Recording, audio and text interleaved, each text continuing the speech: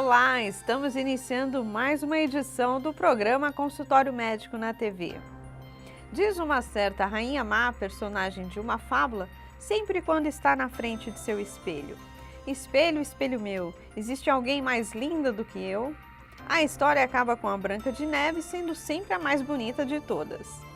Guardadas as devidas semelhanças com a realidade, o fato é que muitas pessoas ainda vivem como se estivessem em um conto de fadas, em busca de uma beleza perfeita e às vezes ilusória.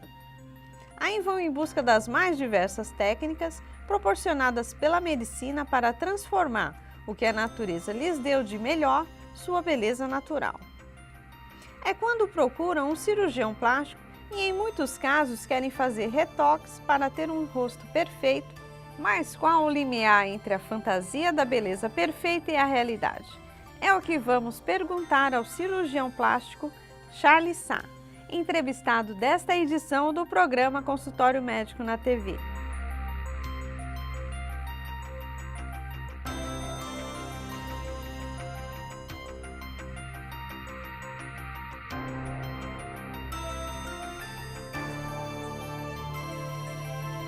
Acompanhe antes uma matéria que trata de como a cirurgia plástica pode contribuir para melhorar a autoestima de uma pessoa. A vaidade humana é um dos principais atributos que as pessoas têm se valido para melhorar sua autoestima. Quem não já acordou pela manhã e a primeira coisa que fez foi ficar um bom tempo se olhando no espelho? Esse processo tem toda a relação com a qualidade de vida de uma pessoa, interferindo no seu estado de saúde e relacionamentos. Quando a imagem do espelho não condiz com a da mente, começa a ser criada uma realidade fictícia. A ideologia cultural dominante prega um modelo de beleza pré-determinado num corpo magro, esbelto, cintura violão, barriga tanquinho, nariz afinado e alinhado com o queixo. Se o que se vê no espelho estiver em descompasso com esse padrão, começa-se uma busca desenfreada por técnicas que façam a pessoa se encaixar nos padrões de beleza estabelecidos pela sociedade. Entram aqui dietas alimentares mirabolantes e exercícios físicos em exageros.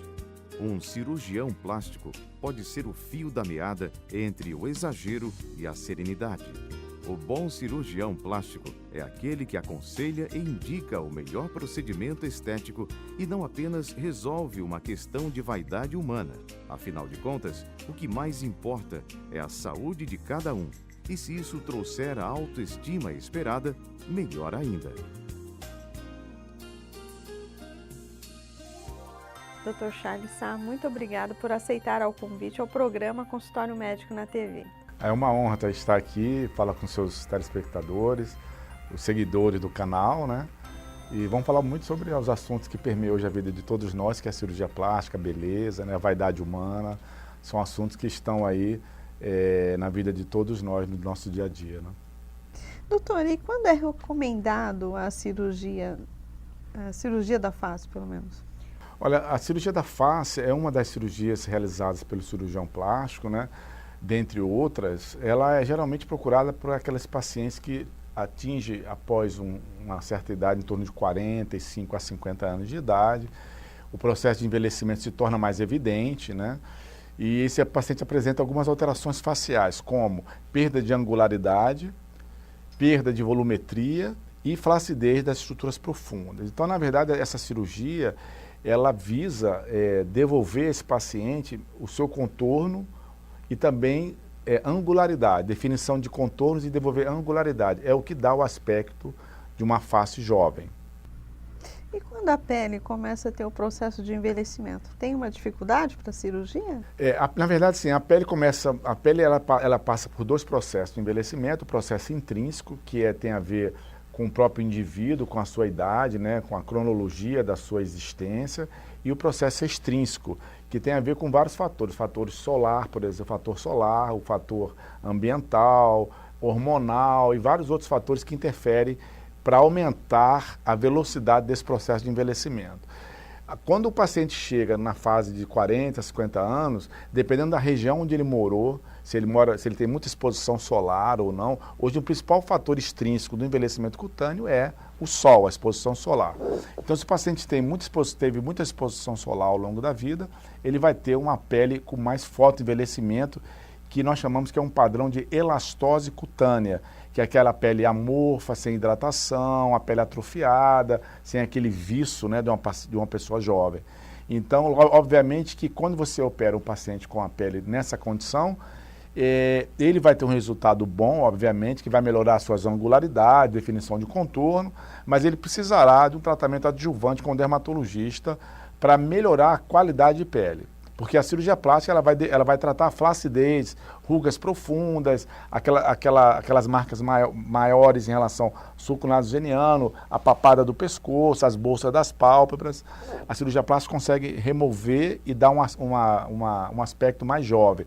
Mas a qualidade da pele em si deve ser tratada depois com o dermatologista. E as técnicas hoje? Tem muita tecnologia, doutor? Bom, nós hoje vivemos, existe um arsenal de técnicas cirúrgicas para tratar diversas condições de alterações de envelhecimento da face, vai desde pequenos procedimentos minimamente invasivos, como toxina botulínica, preenchedores de sulcos, pequenas rugas, ao uso do laser. O peeling a laser é uma ferramenta bastante importante para melhorar a qualidade de pele. E temos aí, dentro do arsenal cirúrgico, várias técnicas de acordo com cada alteração. Podemos fazer desde um lifting apenas da região cervical, lifting da face e do pescoço. Podemos também fazer a cirurgia da região frontal, aqui na testa. Então, você tem aí várias técnicas para cada tipo de alteração que o paciente apresente. Doutor, tem alguma contraindicação para anestesia? Assim?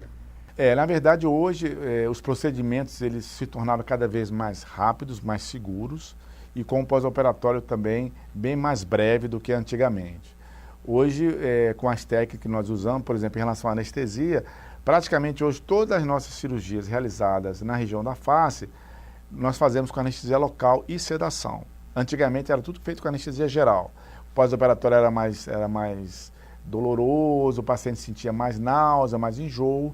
Com o advento dessas novas técnicas cirúrgicas e com a anestesia local e a sedação, a gente consegue dar ao paciente uma condição bem mais tranquila no pós-operatório, uma recuperação mais rápida, até porque o tempo cirúrgico também diminuiu, na verdade. Antigamente, se gastava numa cirurgia de face 5, 7, 8 horas.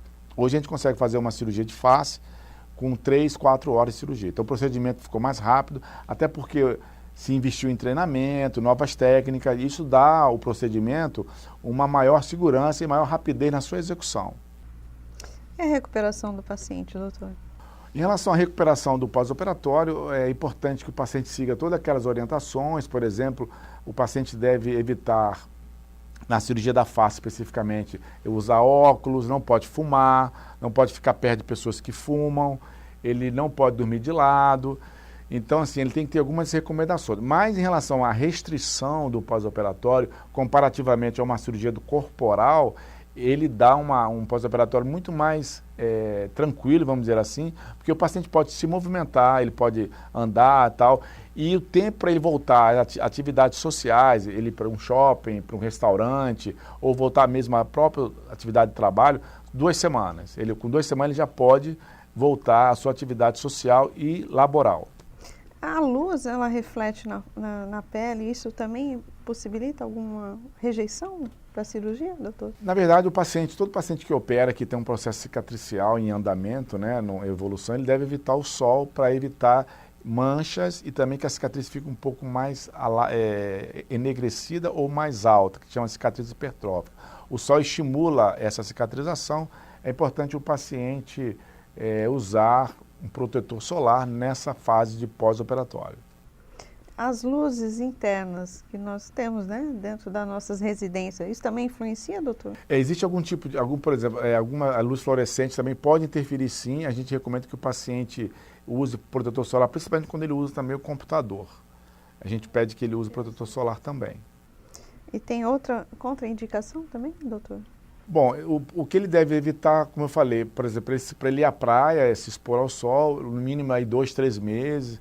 Atividade física, ele pode retornar à atividade física com 1 mês e meio praticamente, né? Como eu falei, atividade social e atividade de trabalho, ele pode voltar com 15 dias.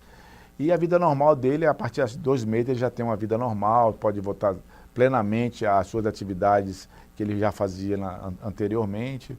O importante é que ele siga as recomendações pré-operatórias, são importantes, né? E também o pós-operatório. A cirurgia em si é um processo, é uma parte do processo todo, né? O paciente tem que seguir as recomendações pré-operatórias para que ele tenha uma cirurgia com bom êxito e o pós-operatório também para que ele siga as recomendações para que tudo que foi feito nesse planejamento acabe num desfecho favorável ao paciente, com resultado desse rejuvenescimento e também para o cirurgião, que ele veja que o trabalho foi feito dentro de um padrão de qualidade que a gente procura, que é um padrão ouro de qualidade.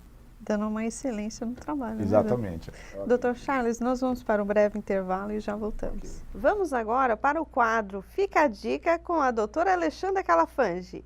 Olá, tudo bem? Hoje iremos falar sobre qual a frequência eu devo ter para ir ao consultório odontológico. Então, pessoal, muitos pacientes perguntam com que frequência devo ir ao consultório, de quanto em quanto tempo eu devo ir ao dentista. É muito comum os pacientes dizerem de 6 em 6 meses. Na verdade, esse tempo ele é muito particular. Tem que ser individualizado. Por quê? Porque tem pacientes que só precisam ir uma vez por ano. Sério, Alexandra? Sério. São os pacientes de baixo risco. Como que a gente sabe disso? Como que a gente vai dosar? Qual é a frequência ideal? Ao terminar um tratamento odontológico, é recomendado que o paciente volte um mês depois. Por quê? Nesse um mês nós iremos verificar, está tudo limpinho como foi deixado? As restaurações estão boas? As lentes que nós colocamos estão ok? Estão, então a gente vai estender para mais 3 meses. Quando o paciente volta com 3 meses, nós iremos avaliar tudo de novo. E a partir disso, iremos dizer para cada paciente o tempo que ele tem que vir para que tenha mais durabilidade do tratamento que foi feito. Eu costumo dizer que uma pessoa tem que fazer um grande tratamento uma vez só na vida, depois é manutenção. Então é necessário, por isso, de visitar frequentemente o seu cirurgião dentista. Então por isso que você deve sempre conversar e não deixar de ir. Não procure seu dentista só quando o dente estiver doendo ou quando quebrou, porque é mais complicado de resolver. Eu sempre digo também que quanto mais você vai ao dentista, menos você vai gastar. Sério? Como assim? Porque se você não tem o que fazer, é só uma limpeza, uma manutenção, você não vai ter que gastar muito. Mas se você esperar para fraturar um dente ou começar a sentir dor, vão envolver mais procedimentos mais elaborados, mais complexos. Então, crie isso em sua cabeça. Quanto mais você for, menos chance de dor e menos você vai gastar. Porque, infelizmente, muitas pessoas, elas associam que ir ao dentista é caro e que vai doer, onde na verdade não é. A gente vem conseguindo mudar essa dinâmica de pensamento e o perfil de nossos pacientes. Então é muito importante que você ponha isso em sua cabeça. O cirurgião dentista, ele está aqui para lhe ajudar a que você tenha mais saúde, mais bem-estar e que se sinta mais à vontade, melhor e mais bonito sempre. Ok? Então, sempre que pensar que vai ser ruim, venha logo, porque a gente vai mostrar que é exatamente o contrário. É muito prazeroso vir ao consultório se sentir bem, saber que você está saudável e evitar doenças. Até a próxima! Não se aventure. Procure um cirurgião plástico membro da Sociedade Brasileira de Cirurgia Plástica. As dores eram muito fortes, eram dores assim absurdas que se pudesse arrancar o braço eu arrancaria. Tive que parar de trabalhar, tive que parar de fazer tudo. Até para tomar um copo de água era muito difícil. Nem isso a gente consegue fazer. Eu estou com chikungunya e ele está com mais de 8 meses. Um simples mosquito pode marcar uma vida. Um simples gesto pode salvar. Elimine os criadouros do mosquito transmissor da dengue, zika e chikungunya. Proteja a vida. Governo Federal.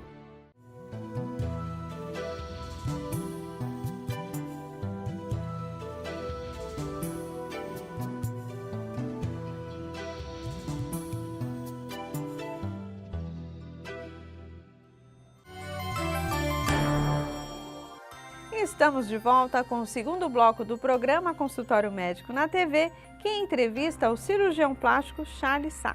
Dr. Charles, quais outros métodos ou até produtos que não precisem fazer uso de cirurgia?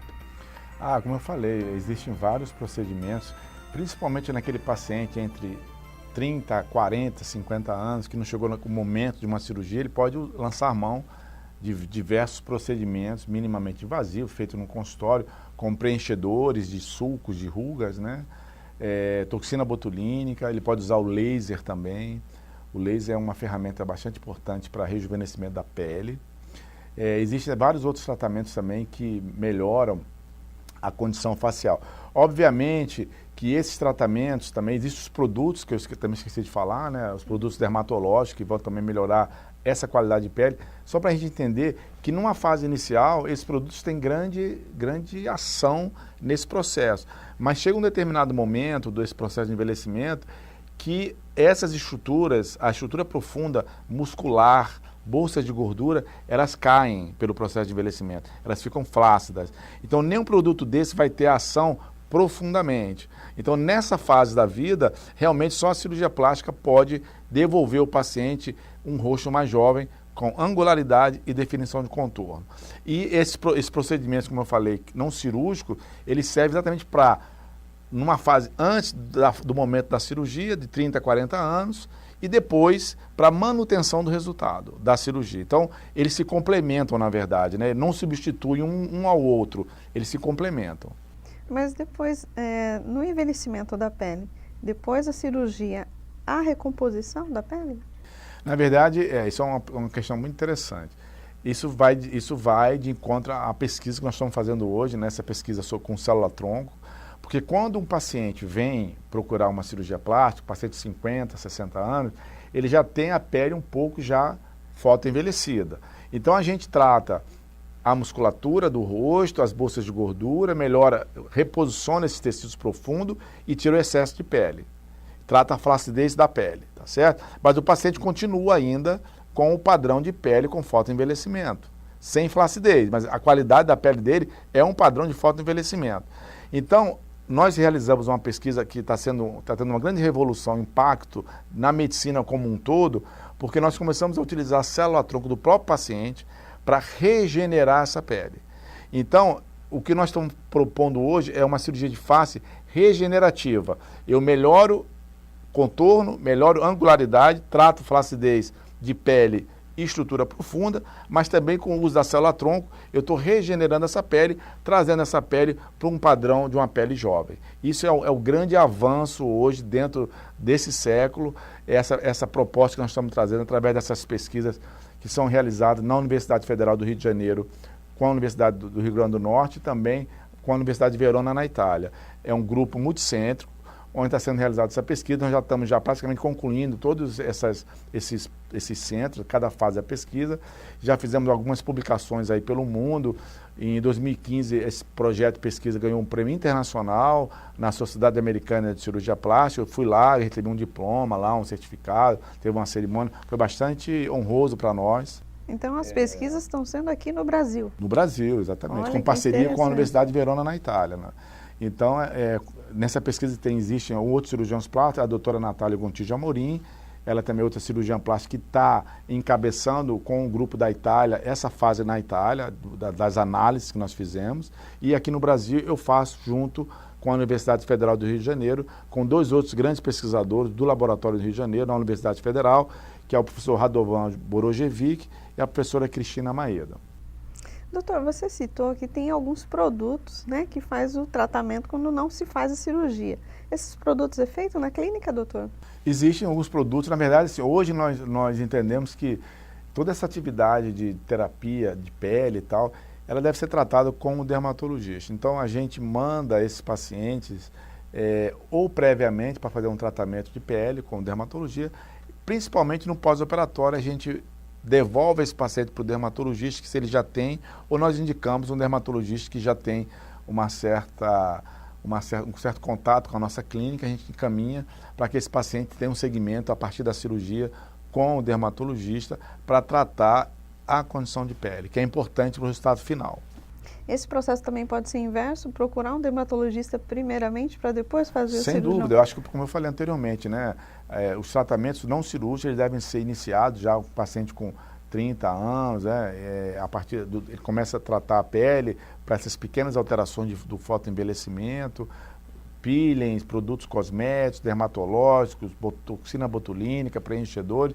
Ele opera quando chegar nos seus 40, 50 anos, ele faz sua cirurgia e depois ele segue de novo cuidando da pele. A pele deve ser cuidada da vida inteira, na verdade, né? Porque os processos de envelhecimento, eles estão aí, né? A gente tem o processo biológico, cronológico e também tem o processo externo que está afetando esse indivíduo como um todo. Então a gente deve estar sempre se cuidando para que você chegar numa certa idade, você manter uma aparência jovem, até porque hoje você vive muito mais, você tem uma expectativa de vida pela evolução da medicina, né? Dá ao homem a condição de ele viver uma vida longa com qualidade. Então, por isso que hoje as pessoas procuram a cirurgia plástica, procuram melhorar a sua imagem, porque não só como cartão de visita na vida social, mas também na vida profissional. Só para você ter uma ideia, vou fazer só um parênteses aqui, teve um economista chamado Marcos Moibes, onde ele fez uma pesquisa americana, será que a beleza influencia na economia? E ele chegou à seguinte conclusão após essa pesquisa, ele disse o seguinte, que beleza evoca confiança e ser confiável hoje se traduz em melhores salários. Então, ele está correlacionando a imagem do indivíduo com a atividade de trabalho no mundo comercial hoje. Então, é importante hoje realmente você ter uma aparência assertiva, uma aparência boa, saudável, para que você seja bem aceito nos meios sociais e também na própria atividade de trabalho.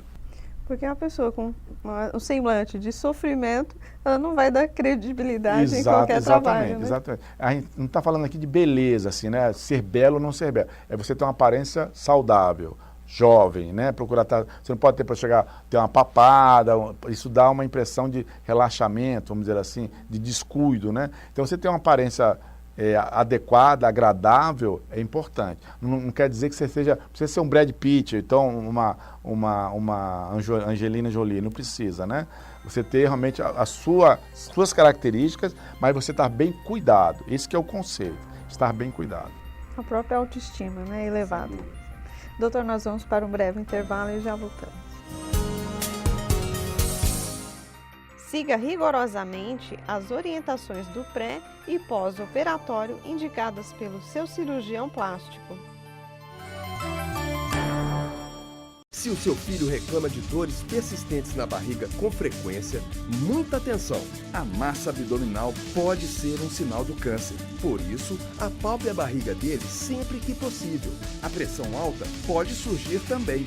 Leve-o ao pediatra para um diagnóstico preciso.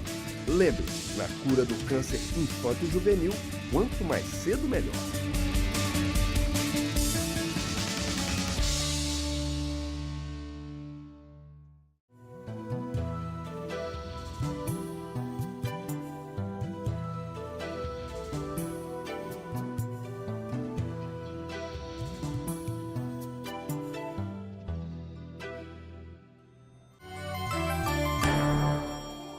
E estamos de volta com o terceiro bloco do programa Consultório Médico na TV, que entrevista o cirurgião plástico Dr. Charles de Sá.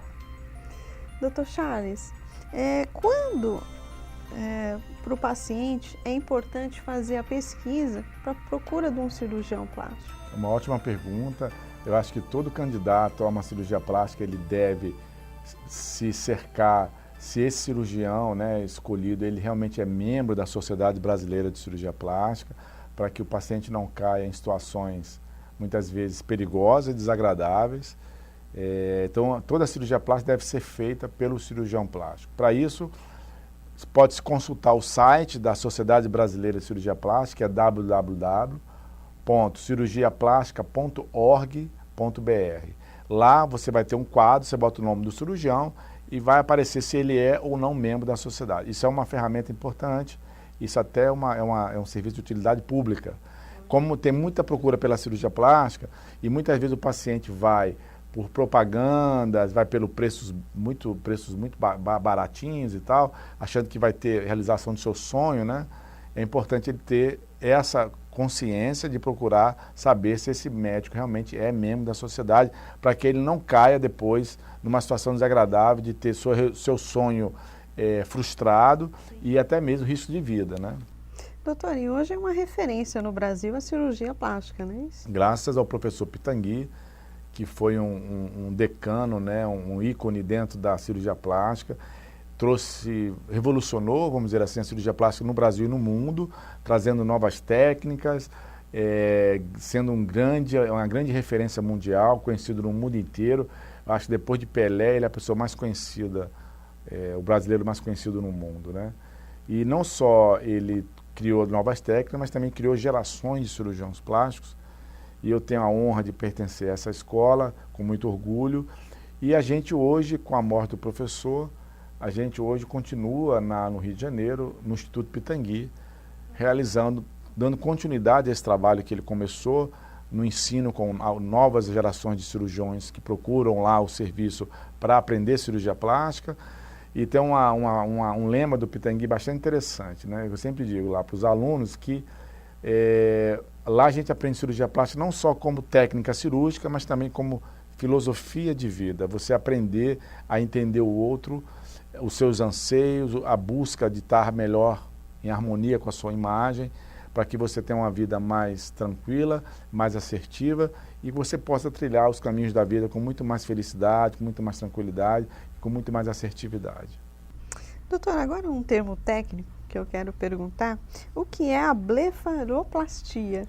A blefaroplastia, na verdade, nada mais é do que uma cirurgia de correção da flacidez da pálpebra superior ou a pálpebra inferior. Essa cirurgia, quando você tem muito excesso de pele, aquelas bolsas, né, principalmente na pálpebra inferior, você tem bolsas de gordura que dão aquele aspecto de uma pálpebra cansada, como a pessoa tivesse uma noite mal dormida. Então você remove essas bolsas e você dá ao paciente uma aparência mais jovem, mais descansada, né? E essa cirurgia é feita no hospital e dura em torno de 30 a 40 minutos. Agora, o diagnóstico que é preciso fazer na mentoplastia, doutor? Na verdade, a mentoplastia é a cirurgia do queixo. Naqueles pacientes muitas vezes procuram melhorar o seu perfil.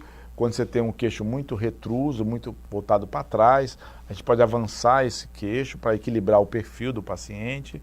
Ou muitas vezes você precisa voltar o queixo para trás. Aquele paciente tem o queixo muito proeminente, né?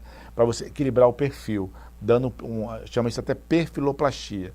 E muitas vezes a cirurgia do queixo, a mentoplastia, está associada a uma rinoplastia. Quando o paciente procura uma avaliação com o cirurgião plástico para ver o nariz está um pouco grande e tal, o cirurgião avalia também o queixo, para saber se, com a correção do nariz, se aquele queixo que está desproporcional com esse perfil, ele pode ser melhorado. E você pode sugerir ao paciente mexer também no queixo. Então, muitas vezes, uma rinoplastia, que é a cirurgia do nariz, está associada a uma mentoplastia, porque você vai melhorar o perfil como um todo. Por isso que eu sempre, voltando ao que nós conversamos, cirurgia plástica com cirurgião plástico. Ele vai ter a formação muito mais gabaritada, muito mais técnica, para dar a essa pessoa um resultado muito melhor, muito mais harmonioso e com muito mais segurança. Nesse caso, é o rinoplasta que vai dar o diagnóstico, doutor? Não, o cirurgião plástico. O cirurgião plástico vai avaliar o nariz esteticamente. Se ele achar que o nariz tem alterações funcionais, além das alterações estéticas, ele pode convidar um otorrinolaringologista para fazer a parte funcional, mexer no septo, corneto e tal. Então você pode fazer a cirurgia estética e cirurgia funcional do nariz no mesmo momento. E aí você pode lançar mão de um profissional para fazer a cirurgia funcional. Mas a cirurgia estética do nariz, sempre com cirurgião plástico. Doutor, tem um tratamento que faz a otoplastia e é recomendado para as crianças, doutor? Na verdade, a otoplastia é uma cirurgia para correção da orelha em abano, né? E essa cirurgia é realizada após os 5 anos de idade, que você já tem uma formação, um desenvolvimento dessa orelha já a termo, e aí você pode realmente intervir nessa orelha para que você consiga melhorar essa orelha abano, que muitas vezes essa criança é vítima de bullying no colégio, com vários apelidos, Dumbo, orelhinha abano, orelha de elefante. Então isso pode causar alguma frustração e alguma sequela, vamos dizer assim, psíquica na integração social desse indivíduo. Então, com essa cirurgia você consegue melhorar e dar a essa criança uma condição melhor para que ela se desenvolva sem nenhuma perturbação psíquica em função de um problema estético da orelha. Doutor, como a gente está falando de partes, né, da face, do nariz, queixo, a queiloplastia é a cirurgia dos lábios? Isso. A queiloplastia é a cirurgia dos lábios da face. Mas hoje, a cirurgia que mais cresceu nos Estados Unidos desse ano de 2016 foi a labioplastia vaginal. Tá certo? Então, essa cirurgia teve uma procura muito grande nos Estados Unidos no ano passado. Mulheres que procuram melhorar também a sua parte íntima, que é a labioplastia ou ninfoplastia, onde você tem muitas vezes a cirurgia convencional para essa região aquele paciente que tem o pequeno lábio muito grande e o grande lábio com redução de volume. Então, se retira os excessos desse pequeno lábio e você dá um pouquinho mais de volume nos grandes lábios, melhorando assim a aparência da genitália externa da mulher. Essa cirurgia hoje é muito procurada. No Brasil começou a ter um aumento, exatamente pela essa tendência americana, e as pessoas até não sabiam que existiam isso. Então, a partir do momento que você se informa, você passa a procurar mais os serviços para melhorar algo que lhe incomoda e você também ter mais harmonia com a sua imagem corporal. Doutor, eu quero agradecer a sua participação e aceitar o nosso convite ao programa Consultório Médico na TV. Eu que agradeço. Espero ter esclarecido várias dúvidas de vocês e aos seguidores do canal. E estamos sempre à disposição de vocês. Foi um prazer. Muito obrigada. Estamos encerrando mais uma edição do programa Consultório Médico na TV, prometendo voltar no próximo sábado ao meio-dia com mais uma edição inédita. Acompanhe nossas redes sociais e acesse nosso canal no YouTube. Até a próxima semana!